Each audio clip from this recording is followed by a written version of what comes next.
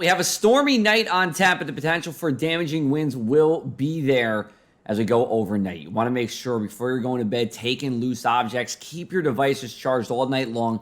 Just in case the power goes out, you'll be able to have charge for a couple of hours. Also, have a way to be awakened by a weather alert, whether it's your phone, whether it's a NOAA weather radio. Those are always going to be handy, and we'll be here. I'll be here with you all night long as needed as we do track this weather. We have a wind advisory in effect from 11 p.m. Thursday through 10 a.m. Friday, and this wind advisory is in effect for actually all of New Jersey here. Let's take a look at our possible wind gusts. This is 8 p.m. on Thursday. Wind gusts around 40 miles an hour. Not going to cause any damage, but it will be gusting out there.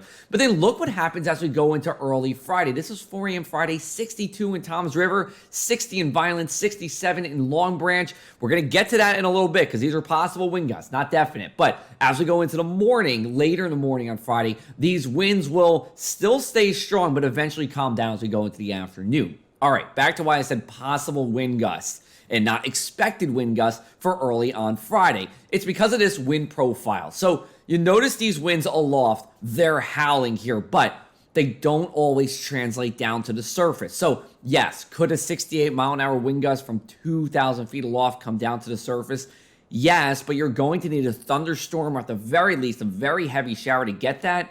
And that's not guaranteed here. Yes, we will have rain as we go into the overnight hours on Friday. It's going to be separated into two parts here. One will be steady rain from about 11 p.m. through about 4 a.m. or so. But notice these yellows to our west. This is going to pass through as a line of what we call low-topped convection, sometime between 4 to 8 a.m.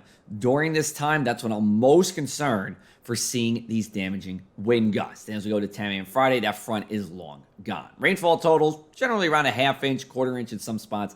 Not really going to see much in the way of flooding. Now, our temperatures will be very warm overnight. We're staying in the 50s. In fact, probably increasing to around 60 degrees by early Friday morning, but then they take a tumble as the day goes on, and we should be below freezing everywhere by the time we get to 9 a.m. on Friday, and that only continues as we go overnight. Now, Saturday, we're going to watch out for this line of, you see this blue and green here. This is heavy but brief precipitation. In fact, we could have something called a snow squall during this time, which brings whiteout conditions and some gusty winds as you see here.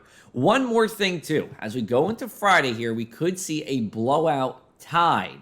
That is when you have a strong northwesterly wind occurring around low tide. When you get temperature or when you get tides this low, you could start to see some boats just kind of run aground here because the water is so low. So we got to be on the watch out for that.